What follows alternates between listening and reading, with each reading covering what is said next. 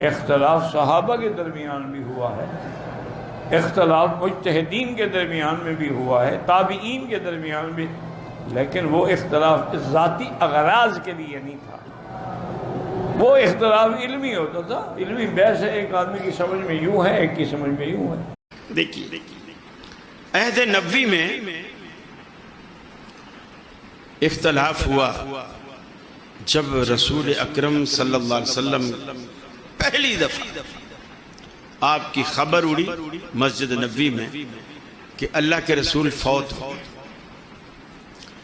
یہ خبر اڑی اور بڑے بڑے صحابہ کے اوسان خطا ہو، صدمے کی وجہ سے کہ اب ہمارا کیا ہو، اب کیا بنے۔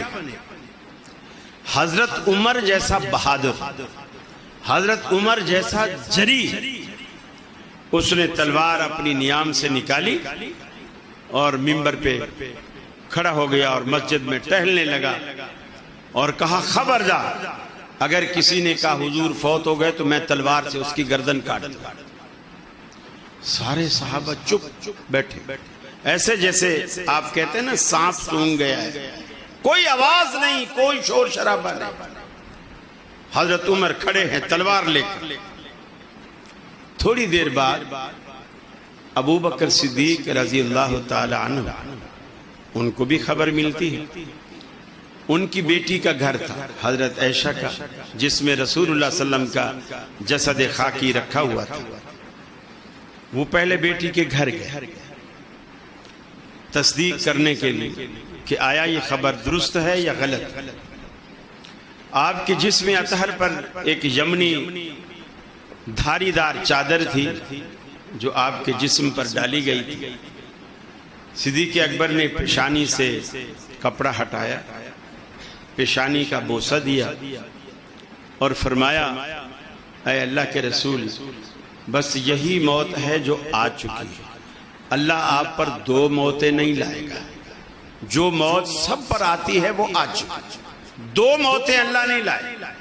اب آپ یہ کہہ کر کے مسجد میں آئے، صحابہ بیٹھے، مسجد ایسے بھری پڑی ہے صحابہ کرام کی جیسے ماشاءاللہ آپ کی مسجد آپ لوگوں سے بھری ہوئی۔ حضرت عمر بھی کھڑے، صدیق اکبر نے کسی کی پرواہ نہیں کی، سیدھا آئے اور منبر تھا خالی، منبر کے اوپر چڑھ گئے، لوگوں کو مخاطب کیا اور مخاطب کر کے فرمایا من کان یعبد محمدا فإن محمدا قد مات۔ جو شخص تم میں سے محمد عربی کی عبادت کرتا تھا وہ سن لے آج اس کا معبود فوت ہو گیا۔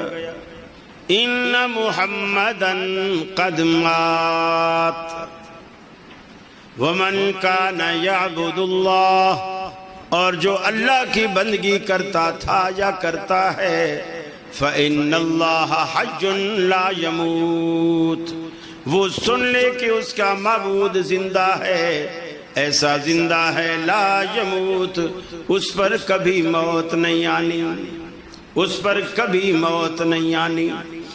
پھر صدیق اکبر نے قرآن پاک میں سے آیت پڑھی، فرمایا ما محمد الا رسول قد خلت من قبله الرسل افئن مات او قتل انقلبتم على اعقابكم فمن ينقلب على عقبيه فلن يضر الله شيئا۔ محمد صلی اللہ علیہ وسلم بھی اللہ کے دیگر پیغمبروں کی طرح ایک پیغمبر ہیں۔ افئن مات او قتلا، اگر آپ وفات پا جائیں یا قتل کر دیے جائیں کیا تم دین سے پھر جاؤ گے؟ گویا صدیق اکبر نے بطور دلیل کے قرآن کی آیت کو کوٹ کیا۔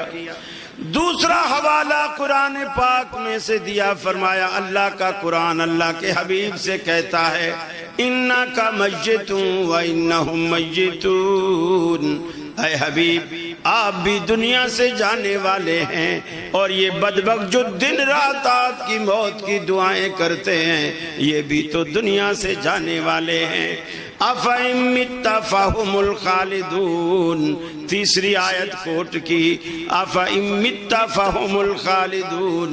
اللہ نے قرآن پاک میں اپنے حبیب سے فرمایا، اے حبیب اگر آپ دنیا سے رخصت ہو گئے، فَهُمُ الْخَالِدُونَ، کیا یہ ہمیشہ کا پٹا لکھوا کے آئے ہیں؟ آخر انہوں نے بھی تو جانا ہے۔ صدیق اکبر نے جب قرآن پاک کی یہ آیات سنی، ان کی بے نیام تلوار فوراً نیام میں داخل ہو گئی۔ صحابہ کہتے ہیں ہمیں ایسے لگا ہم ان آیات کو بالکل بھول چکے تھے، جب صدیق اکبر نے منبر پر سنائی ہمیں ایسے لگا جیسے یہ آج وہ آیات دوبارہ نازل ہوئی ہوں، ہم سب کو یاد آ گئیں، سب نے مان لیا کہ اللہ کے حبیب اب دنیا میں نہیں رہے۔ لیکن یہ جھگڑا کس چیز سے ختم ہوا؟ کس چیز سے ختم ہوا؟ قرآن کے حوالے سے۔ قرآن کے حوالے سے صحابہ کرام کی زندگی میں دوسرا بڑا جھگڑا، اللہ تبارک و تعالیٰ کے رسول کے جسد اطہر ابھی موجود ہے مدینے میں، 3 گروہ صحابہ میں کھڑے ہو گئے۔ ایک گروہ کہتا ہے ہم آپ کو مکے میں دفن کریں گے چونکہ وہ آپ کا آبائی شہر ہے۔ دوسرا گروہ کہتا ہے نہیں، ہم مدینے میں دفن کریں گے کیونکہ مکہ سے تو آپ خود ہجرت کر کے آئے تھے۔ تیسرا گروہ کہتا ہے کہ نہیں، نہ مکے میں دفن ہوں گے نہ مدینے میں دفن ہوں گے، ہم بیت المقدس میں دفن کریں گے کیونکہ انبیاء کی کثیر تعداد وہاں دفن ہے۔ صحابہ کرام کی 3 جماعتیں، 3 پارٹیاں بن گئیں، کچھ بیت المقدس میں دفن کرنے والے، کچھ بیت اللہ میں دفن کرنے والے، کچھ مکہ میں دفن کرنے والے۔ صدیق اکبر نے کھڑے ہو کر عرض کی، ارے بھائیو کیا تم اللہ کے رسول کا فرمان بھول گئے؟ اللہ کے حبیب نے فرمایا تھا پیغمبر وہی دفن ہوتا ہے جہاں اس کی روح قفس انصری سے پرواز کر جائے۔ لہٰذا سب نے اپنی اپنی رائے واپس لے لی اور فیصلہ ہوا آپ کو مدینے میں دفن کیا جائے اور وہ بھی حضرت عائشہ کے حجرے میں دفن کیا جائے۔ صحابہ کا اختلاف مٹا کے نہیں، مٹا کے نہیں، مٹا مگر کس بات پر؟ اللہ کے رسول کے فرمان پر۔ پہلا اختلاف مٹا تو اللہ کے قرآن پر، دوسرا اختلاف مٹا اللہ کے نبی کے فرمان پر۔ تیسرا بڑا اختلاف اب خلیفہ کون بنے گا؟ انصار کہتے ہیں خلیفہ ہم میں سے ہوگا، مہاجر کہتے ہیں خلیفہ ہم میں سے ہوگا۔ تلواریں نکل آئیں، لڑنے کے لیے تیار ہو گئے۔ ایک تیسرا گروہ کھڑا ہوا جس نے اتنی خطرناک بات کی، بظاہر تو جھگڑا مٹانا مقصد تھا لیکن ابتدا سے مسلمانوں میں پھوٹ ڈالنا مقصد تھا۔ ایک تیسرے گروہ نے بظاہر یوں دل کو لگتی بات کہی کہ میاں کیوں لڑتے ہو؟